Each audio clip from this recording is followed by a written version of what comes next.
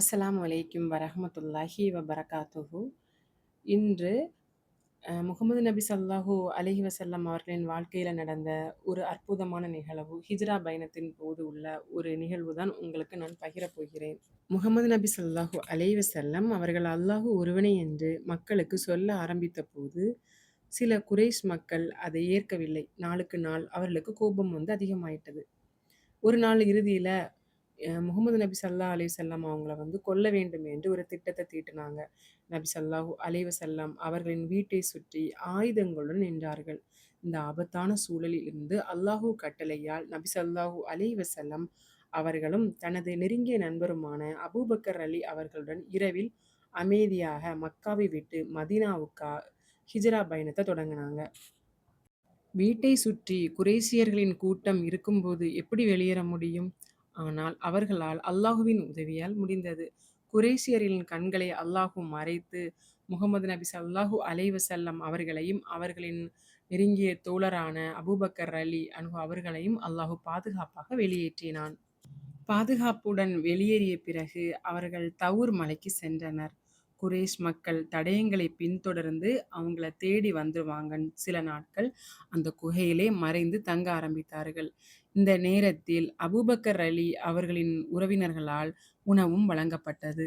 இந்த மறைவான இடத்தில் அவர்கள் தங்கிக் கொண்டிருக்கும் பொழுது, குறைஷிய கூட்டத்தாருக்கு நபி ஸல்லல்லாஹு அலைஹி வஸல்லம் அவர்களை கண்டுபிடிப்பவர்களுக்கு பெரும் பரிசுப் பொருட்கள் வழங்கப்படுவதாக அறிவிக்கப்பட்டது.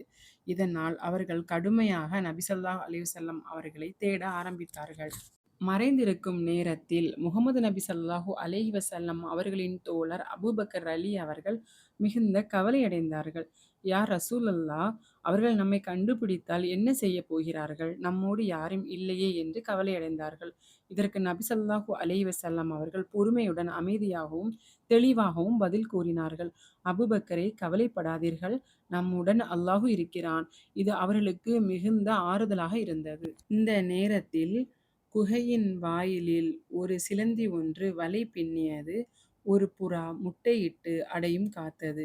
இதனை தேடி வந்த குறைஷ் வீரர்களில் ஒருவர் இந்த குகையின் வாயிலில் நின்று கொண்டு, இதன் பின் இங்கு யாரும் இருக்க முடியாது. சிலந்தி வலை பின்னியது, புறாவும் முட்டையிட்டு அடை காத்ததை பார்த்து இங்கு ஆட்கள் நடமாட்டம் இல்லை என்று அவர்கள் திரும்ப சென்றனர். இதன் பின்னர் முகமது நபி ஸல்லல்லாஹு அலைஹி வஸல்லம் அவர்களும் அவரது தோழர் அபூபக்கர் அலி அவர்களும் மதீனாவை அடைந்தார்கள். இந்த பயணம் ஹிஜ்ரா பயணத்தை மேற்கொண்டார்கள். மேலும் இதுவே ஹிஜ்ரி காலண்டரில் தொடக்கம். இந்த கதை நமக்கு சொல்லும் பாடம்: நம்பிக்கையுடன் பொறுமையுடன் அல்லாஹுவுடன் தேடினால் உதவி எப்போது வேண்டுமானாலும் நமக்கு கிடைக்கும். அச்சம், பயம் இருந்தாலும் நம்பிக்கையுடன் எதிர்கொண்டு அல்லாஹுவிடம் பாதுகாப்பு நாம் கேட்க வேண்டும்.